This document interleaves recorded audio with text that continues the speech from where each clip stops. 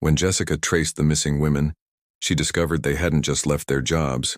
Some had disappeared entirely. Jessica couldn't sleep that night, haunted by the files she'd discovered. The next morning, she made a decision that would change her life forever.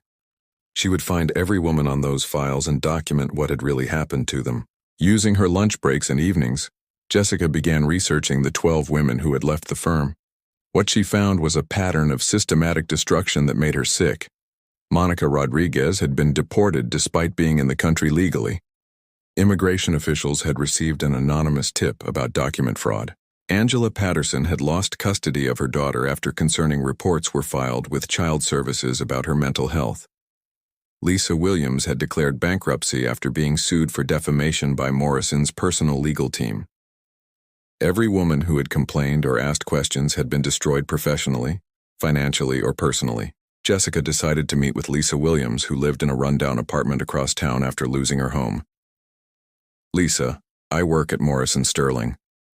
I know what they did to you wasn't right." Lisa's face went pale. "You need to leave. If they see you talking to me, they'll destroy you too. They're already planning to destroy me. I found files on all of us. They research our vulnerabilities and use them against us." Lisa broke down crying. "I had evidence. Audio recordings, emails, witness statements. But my phone was wiped, my computer crashed, and the witnesses suddenly refused to talk.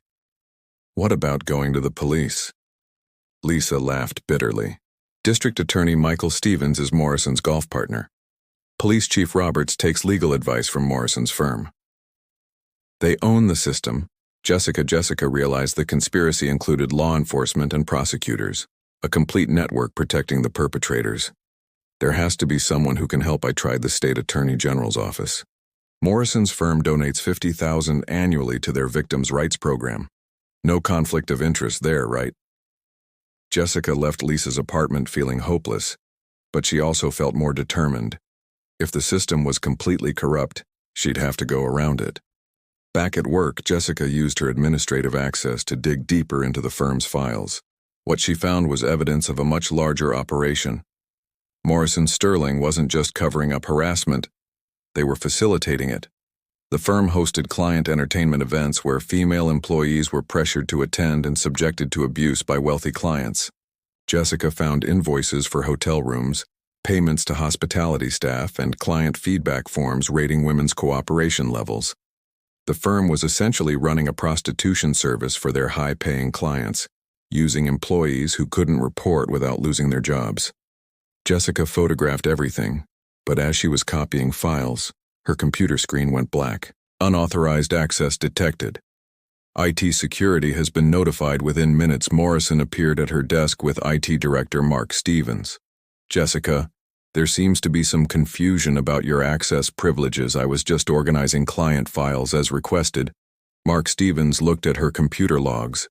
"Actually, you've been accessing confidential personnel records and financial files. That's a serious breach of protocol." Morrison smiled coldly. "Jessica, I think you're overwhelmed by your responsibilities here. Perhaps it's time to consider a different career path. Are you firing me? I'm suggesting you resign before this becomes a legal matter. Unauthorized access to confidential information can result in criminal charges." Jessica realized they were setting her up for prosecution while covering their own crimes. "I need time to think. You have until tomorrow morning," Morrison said. "Resign quietly or we'll be forced to involve law enforcement."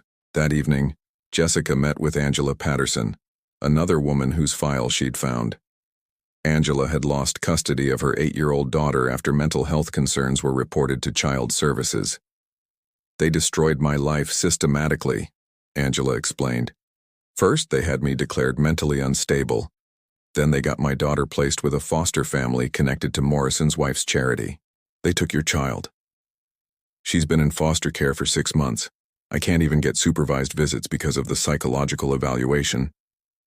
Morrison's firm commissioned. Jessica realized they weren't just silencing women. They were taking their children as leverage. "Angela, what if we all came forward together?" "They can't destroy everyone, Jessica. You don't understand. 2 women tried to organize complaints before. One had a car accident, brake lines cut. The other committed suicide the night before she was supposed to testify. Jessica felt ice in her veins. They killed people. Katie Morrison, no relation to David Morrison, was going to expose everything to a federal investigator. She was found dead in her apartment with a suicide note on her computer. But Katie was left-handed, and the note was typed by someone right-handed. Jessica realized she wasn't just fighting harassment cover-ups. She was facing a criminal organization that murdered witnesses. Jessica now knows she's fighting a network that doesn't just destroy careers. It kills women who threaten their operation. With her resignation deadline tomorrow and evidence of murders, she must decide whether to save herself or risk her life to expose killers who control law enforcement. Part 3. Jessica's next move will determine whether these criminals are finally stopped or whether she becomes their next victim.